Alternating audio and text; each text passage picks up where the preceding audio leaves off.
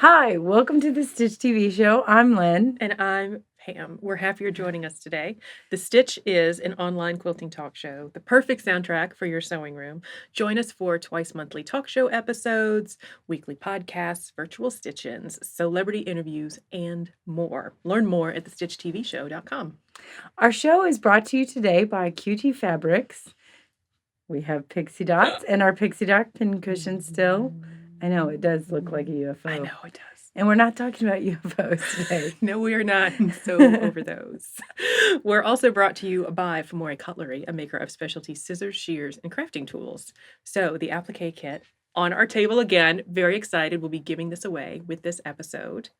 So again, look for the little eye link, the little thingy up Which in this we're corner. pretty sure is up in this corner. For a link to the our website and the particular show notes for this show. And that's where we'll have the Rafflecopter entry to win the applique kit filled with 6 different applique tools, tweezers, scissors, whatever. We get all this cool stuff to give away, and I have to admit, I'm like, I wish I could join to get the giveaway. I know. Well, so like when it comes, there'll be a fabric giveaway soon for more QT fabrics, and that usually lives at my house, and I'm just like, I'm just gonna pet Did you see where the stack of pixie dots that you shipped out, the person didn't get them when they expected, so they were like, "Did Lynn take these?" I missed that. No, on the website. So she emailed us and said, "Hey, I didn't get the shipment yet. Has Lynn been to your house stealing the pixie dots?" And I kept quiet for like a day, and I was like, "Oh no, we've got to get this shipment to her." But then the next day they arrived, and she was like, "Oh, they're here." And I was like, "Oh, thank God." I saw the email where they arrived, and part of it was on me where I thought I was going to get it shipped on a date, and I didn't. And so I was delayed a day getting it to the post office. So I got accused of taking the pixie dots. I didn't take the pixie dots. I would never do that. So today we're going to be talking about oh no, we have a what's up topic. You know what's up? No, but we're going to talk about what we're going to talk about, and then we're going to talk about what's up. Oh, okay. So we're going to talk about shellfish showing. Shellfish showing. And Lynn's favorite English paper piecing, or EPP. Yes. So we're joined by our quilt Into the Groove, which we recently released as a digital pattern. You can get your copy of the pattern at shop.thestitchtvshow.com. So Lynn, exciting news. Exciting news. This happens every year. Yes. Every year happens. And we all have opinions about it. Pantone color of the year. Pantone color of the year. Dun, dun, dun. Ultraviolet. Purple. It's purple. It's purple. Last year was green. Before that, it was blush and baby pants. Like baby pink and baby blue. Yes, it was. I like purple. I'm good with purple. I'm good with purple. And, there was a few years that purple was the least printed color of fabric. Mm-hmm. So it's kind of nice that it's coming out. I find it interesting that purple and its color opposite yellow seem to not be as prominent in the quilting world as many other colors. I agree. And I find it interesting that they are exact opposites on that. They're also my high school colors. Go Monarchs. They're my junior high colors. Go Dragons. Anyway, so purple. Which they got rid of, actually. Now they're Redbirds. I was sad. Lame. The Dragons were cool.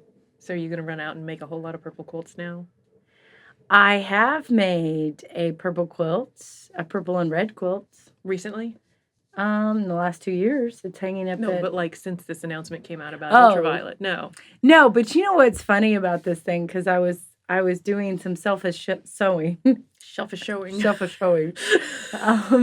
And I was making myself something, and I realized I was using baby blue and baby pink in it, and I went, crud, these are Pantone colors from 2 years ago. Yeah, and I really like it too, so it's kind of weird that I made that.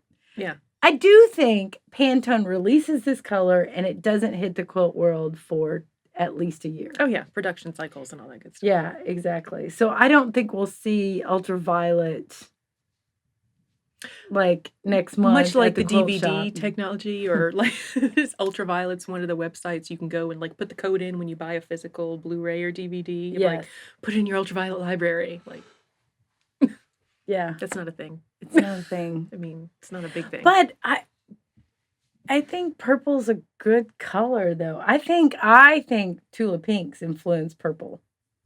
Yeah. Like, there's a lot more purple in my stash, partly because of some of her fabrics, because I love her stuff.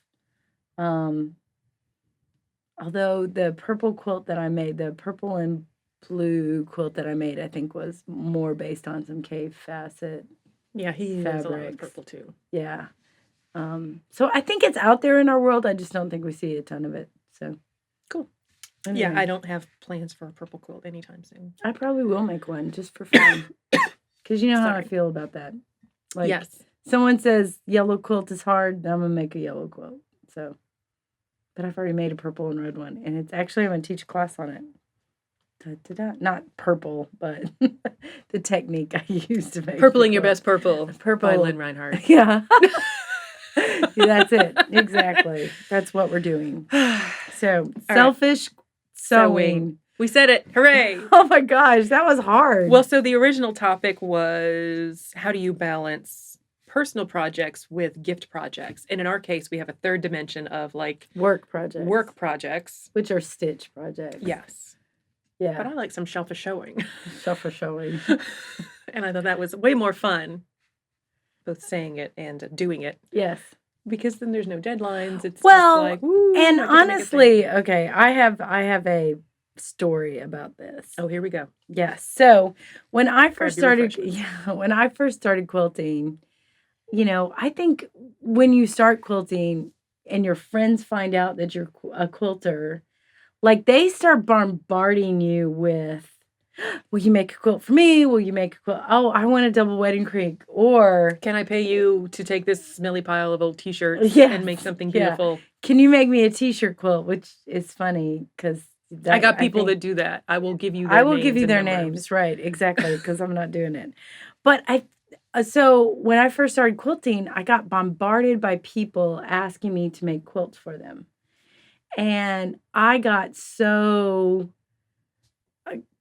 I think part because of who I am, like I saw this as a responsibility for some reason to make these quilts for all these people that are now asking me to make these quilts for.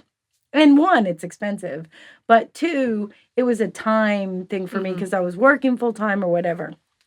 So I was, I'd gone to a friend of mine's house and we are in a prayer group together, and I was kind of telling her I was stressed out about this, and she was like, wait a minute. Stop. She goes, you are taking on something that's not your responsibility. You don't need to have guilt about not making something for someone. Mm-hmm.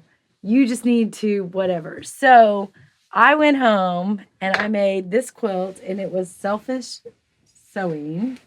And this is, I don't know what's happening. Yeah, so this is my no guilt quilt. And that's what I named it. So it's no guilt. So I made this for me. This is the most used quilt in our house. And it gave me permission to not have to sew for just because someone asked me to sew for them. Or make a quilt for them. Okay, someone put it on a spreadsheet. Or because someone put it on a spreadsheet. Which she does, and I end up doing. I don't know. But it gave me that was like the breakthrough for me to go, wait a minute, I don't have to make all this stuff and feel like I'm always behind the eight ball, not getting stuff done. And so I think everybody should have their own no guilt quilt. Just make one for yourself. It's your no guilt quilt. And then from that moment on, you don't have to, you just do what you want to do. I've been fairly guiltless, I admit, because I have a ton of quilts. So many quilts. But when I first started, I would say it was probably a good 2 to 3 years before I made a quilt that I kept for myself. Because I started quilting as part of a church group. I think that's very common. And then we did donation quilts for Children's Hospital. And I was like, cool, let me just figure this thing out. And then we did like a mystery quilt along in the group. And that was the first thing that I made that I kept for myself. I think that's extremely common. Mm-hmm. I mean, I think for the first year or whatever, I didn't have anything that I made for myself. That was mine. And I think that I've gotten more picky about it. If I spend a lot of time on a quilt, yeah, it's mine. And I've gotten to where I do a lot more art quilts and stuff. So some of those are either in a trunk show if you have us out to speak or me out to speak. I bring a trunk show and those contain a lot of my art quilts in them and stuff. But yeah, I think it's part of a quilter's journey though, is that some of us, you know, and I think it's because we're good people and because we are giving and a lot of quilters make a ton of charity quilts and stuff like that. But yeah, for me, it was definitely a break. That was my no-go quilt. Yeah. So, Well, do you make stuff for yourself that aren't quilts? oh, all the time. Like? I just finished, like I was saying, I just finished a table. I do mostly for me, smaller projects. One, because I have a spreadsheet of either class stuff or stitch things of things that I need to quilt that are, us work or, teaching kind of stuff. So I make for myself smaller projects. And I do find myself making a lot of home deck and bags for me, more home deck than bags. I know you do a lot of bags for yourself. I've kind of rein that in a bit because you get to a point where like I have Do I need another bag? Do I need another purse with raccoons on it? Maybe not. Let me reel it in. Apparently, I still need more table runners and tablecloths and napkins, and it gets totally out of hand because I was. It does. It so does. So I made myself this table runner this week actually, and then I was like, oh, I should make some napkins that go with this table runner. So then that's 8 napkins. Well, then I should embroider the 8 napkins. Well, then I should double side the 8 napkins so the embroidery doesn't show. Then, oh, wait a minute, I screwed up these blocks, so I need to make another table runner, and I can use that in my dining room and not my breakfast table. So now I got 2 table runners going and tablecloths to go on both of them. So yeah, so now maybe 16 napkins because you need napkins. And not that just Mike and I live in the house. So, and the dogs. She didn't set the table for the dogs. They don't use napkins. They don't use napkins. I'm pretty sure. I do like cloth napkins though with monograms, and I'm very Southern in that. I love good monogram. I know. I ain't got time for that. It gets out of hand though. Yeah, it does. It does. So I've spent 2 days sewing for me during, this crazy season. We got all our deadlines done, and I was like, I'm going to sew for me. So I made some stuff for me. We got our deadlines done, and I spent 2 days of not sewing. Like, I'm just going to sit on the couch and watch television like a lump. I spent 2 days of sewing for myself, totally selfish sewing. But honestly, as I'm designing this table runner, I'm like, I should take notes. This could be a pattern. It turned out really cute.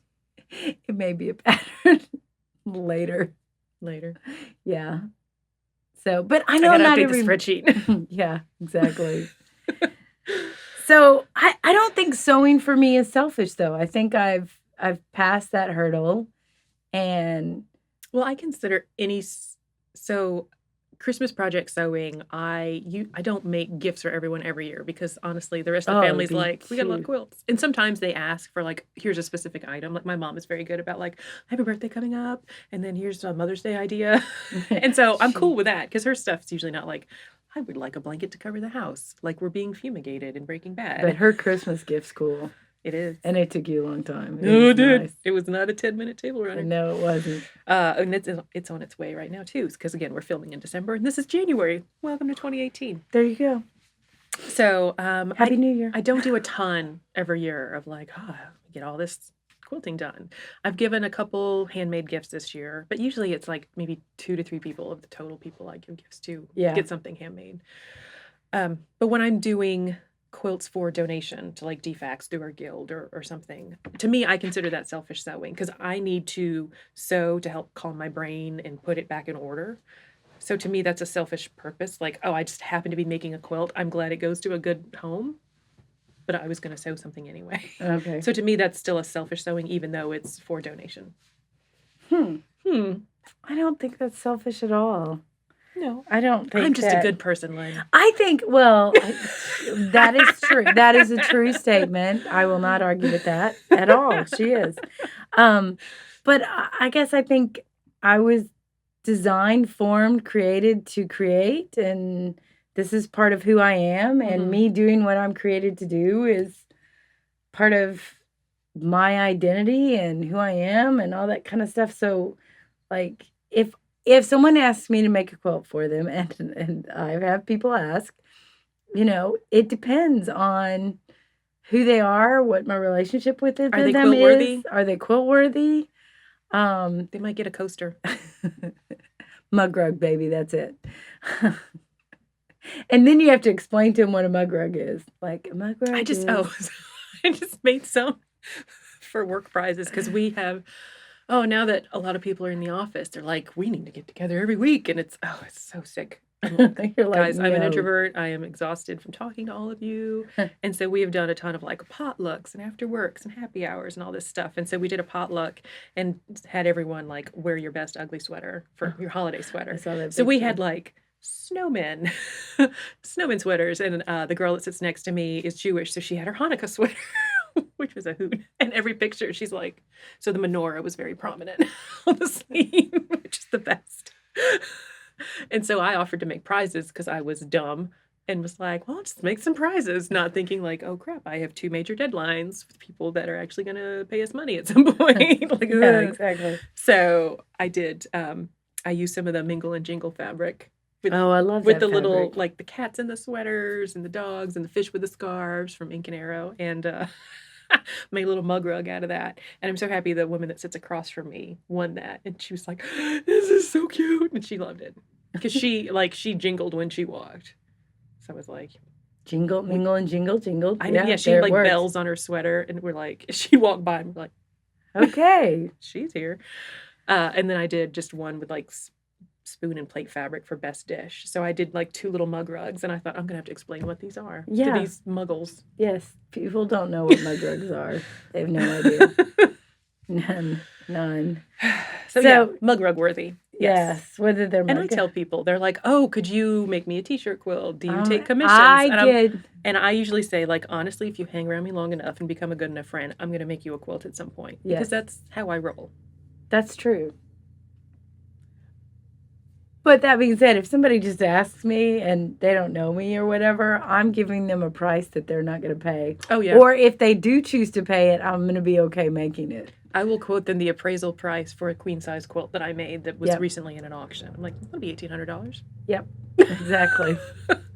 And you can't put a deadline on me. I get to take my time with it, and I get to design it, Thanks for playing. And, by the way, it'll probably be a pattern that'll be published at some point. Because if we're going to And I might need your quilt back to take pictures of it.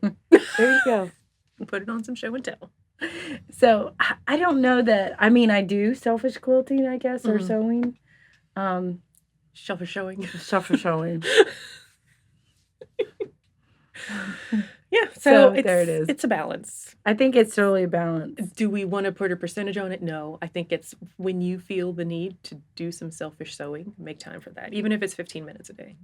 I'll agree. And don't be locked into, I can only make quilts, or if a table runner is all you have time for, or a mug rug, or a coaster, do that, and don't think that it's selfish. It's not selfish. You were designed to do this. You have this skill set that a lot of people don't have. And, like sometimes I'll just make postcards, or sometimes I'll just I do a lot of home deck stuff, but that does get out of hand because right now I'm in I do not need 16 napkins. I don't.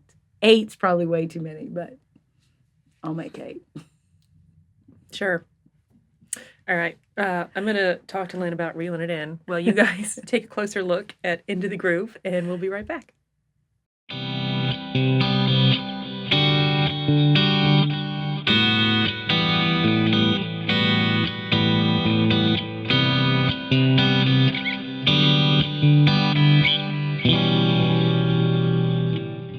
Hi, welcome back.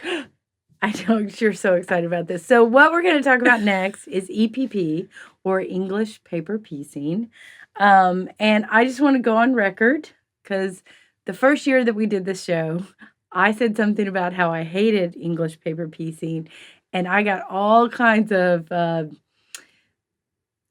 hate from viewers going, "Why do you hate it?" Da, da, da. So I just want to say I dislike it. It is not her jam. It's not my jam, but It's not necessarily my jam either, but I don't mind it. I have done it. This is my English Ooh. paper piecing project that I've done. It's the only one that'll ever be done. And so I have officially done the technique. And yeah, it's not good. Like they say to take you can see all my stitches, which I hate. I don't like that you can see my stitches. And Well, let's back it up a minute. For those that don't know what English paper oh piecing yes, is. so you need to talk about English paper piecing, and don't send me hate mail because I don't can't. care for it. But I'll tell you why I don't like it. So it's so named English paper piecing because you have pieces attached to paper. And then you have your pieces and you sew them together. Ta-da. Ta-da. So, Yes, paper. paper. I don't know why it's English. Probably because it came from England. It's my guess. I think so. Yeah. And they've been doing it a long time. This technique didn't just happen. This is a hand piecing technique. Yes, and it's been a technique forever, like a few hundred years. I don't know exactly when it started, but I know they've been doing it since the 1800s. Okay. Just because you can see antique quilts with paper in them printed from the 1800s. And it could be newspaper. Because it's not like they had the Staples where you could run out and get some cardstock. Yeah. Yes. Because I've seen unfinished backs of where it's... And they're crinkle. I've seen some finished ones that crinkle because someone forgot to take out the paper. Yeah, exactly. So they've been doing this for a long time. It's a very popular technique. It's been done for years.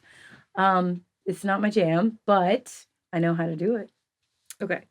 So the first step of English paper piecing is don't talk about English paper piecing. That's right. Just like Fight Club. It's like Fight Club. So there are kits you can buy or you can do your own. So you need actual papers. There's a couple ways to get those. You could buy a punch and cut them out yourself from your own cardstock. Or from a great company called Paper Pieces. They're great friends and a great company. So this is like half hexagons that I used for one quilt. This is actual 1.5 inch hexes, and the 1.5 inch refers to the finished side of the paper, not the total width of it. So you can buy these, check your local quilt shop, check paperpieces.com. If you buy these, they have instructions in them too. They do, which is nice. Very, helpful. Or honestly, Google it because there's a lot of people who do English this. Paper piecing. Yeah. So then once you get your shapes, you have to actually like put fabric on it. So sometimes, again, you can buy kits where it all comes out together. For this one, you can see my edges are not exactly even. So I just rough cut a hexie shape. So you want at least of a 1/4 inch thing left here. And so I think when you buy kits, it's like a 3/8 inch seam allowance, but anywhere between like a 1/4 and 3/8 is good. So mine's a little rough cut, but yeah, you know what? It's my quilt. Who cares? Yeah. So Nobody's gonna look on the inside. I like glue basting. Yeah, there's a couple different ways to baste it. You can either glue baste it or you can thread baste it. So glue basting, there is a pin that you can get, and it comes with these glue sticks on it. It's this blue glue. And mine's kind of gunky because it's well used. Can you use the Elmer's? It does not release as well. Oh, okay. Like the purple school glue does not. You have to get it wet, and then your paper gets wet, and that's a mess. So you want like it's a glue that's enough to kind of hold it down, but just tacky. Just tacky, basically. Glue. Yeah. So thread basting, you would hold your fabric down and use like really big stitches, like through the paper. But that's an extra step of like having to unbaste. That's why it's one of the reasons I don't like it. There's a lot of steps. Yeah. So the glue basting was my preferred, and you can get nice crisp corners that way. So then when the time comes, so there's 2 different ways to do this. I do mine where I put my shapes right sides together. And then I tend to start about 1/8 of an inch from the edge. So I've got my regular piecing thread. It's a 50 weight. It's kind of thin, and I've got my knot on the end. And so I do 1/8 of an inch from the end. I go back to the corner. That way I don't have a knot right on the corner because that's more likely to release. Oh, that's a good idea. And then I just do some whip stitches around there. So mine are a 1/16 of an inch apart. Again, I eyeball it. I am not an expert paper piecer. There are much better teachers out there, like, say, Mickey Dupree. Oh, yeah, exactly. She's excellent. So that's how I do it. And then when you fold it open, like Lynn said, you can see the stitches a bit. That's just a hazard of the technique. Yeah. Now, I think Mickey also teaches a way where you hold your pieces flat. And Yeah, you, she does it like and that. you do a ladder stitch, which I am not at all good at. And so instead of being right on the edge, your stitching's on the back, so you don't see it as much on the front. Yes, and that's probably why you can see all my stitches. So that's the basics. Right. I have one massive quilt that I have English paper piece that I'm also hand quilting because I'm like, well, if this thing's going to be hand done, it's going to be hand done, dang it. Yeah, and when I did, and that's up to everybody because when I hand pieced my castle wall block, I machine quilted. I long arm quilted it.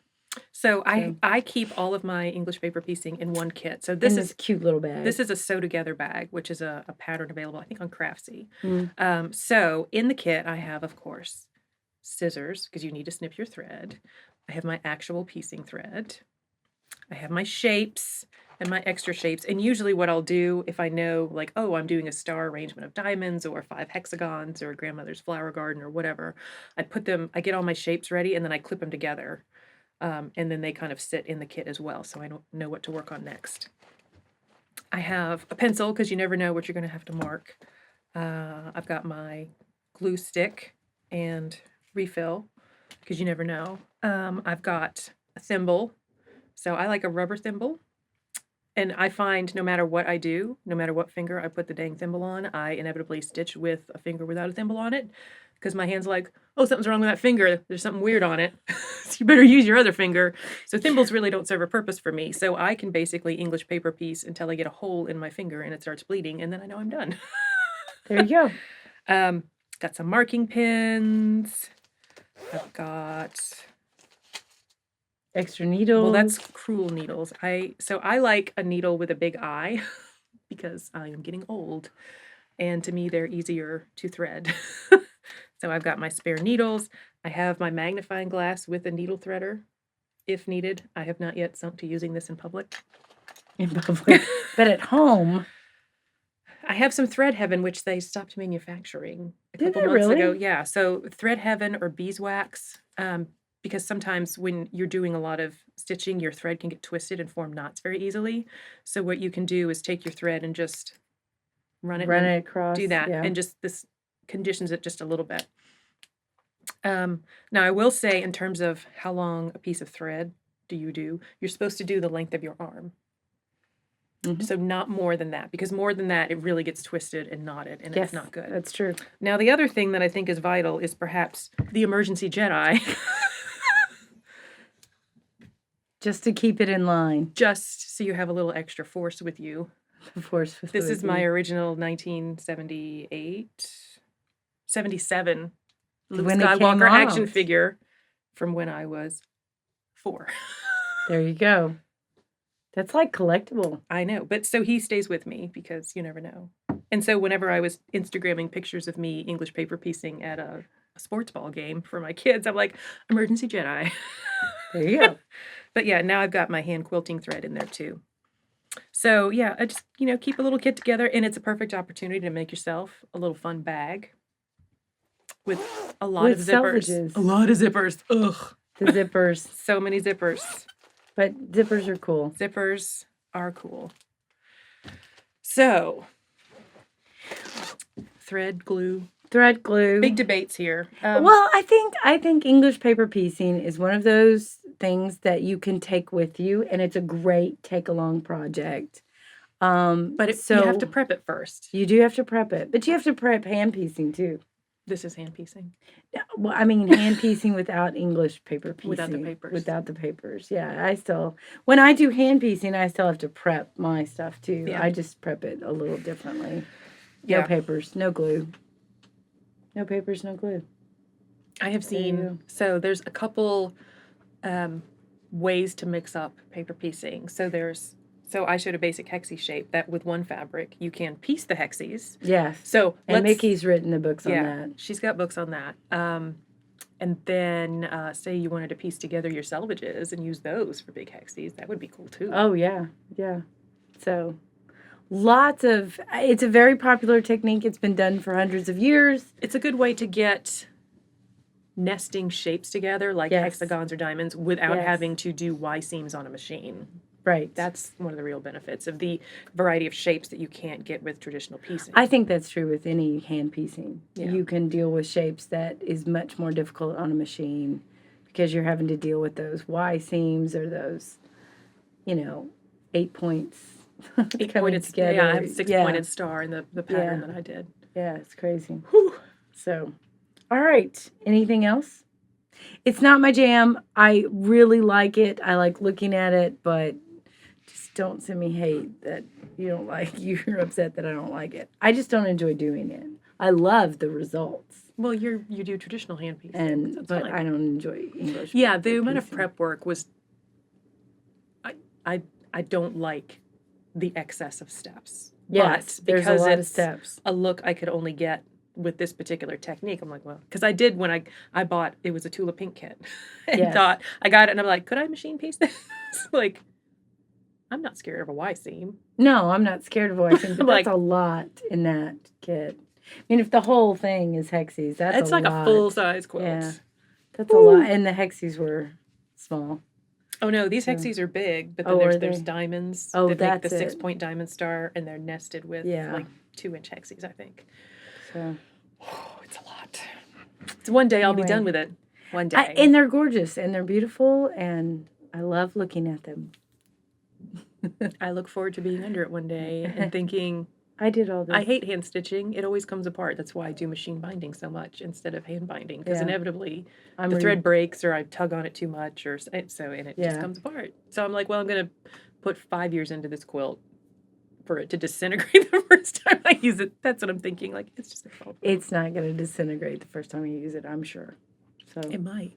It won't. So are you down with EPP? Yeah, you know me. Let us know. Leave a comment on our blog or the YouTube episode. And that's all we have for this episode. Today's show is made possible by QT Fabrics. Learn more about them and their fun fabrics at qtfabrics.com. Thanks also to Famori Cutlery. You can learn how to stay sharp with them at famorecutlery.com. We'd also like to thank 77 Peaches, Big Think Productions, for helping produce The Stitch. If you've enjoyed the show, please like, share, and subscribe. The next virtual stitch-in is tonight, January 12th, or perhaps last night if you're watching this a day late. That's 7 p.m. Eastern, broadcast live on our YouTube channel. My podcast, Tip to Be a Square, is out Fridays on iTunes or Google Play. And all those details and more can be found on our website, thestitchtvshow.com. Tune in for more quilting chat with friends.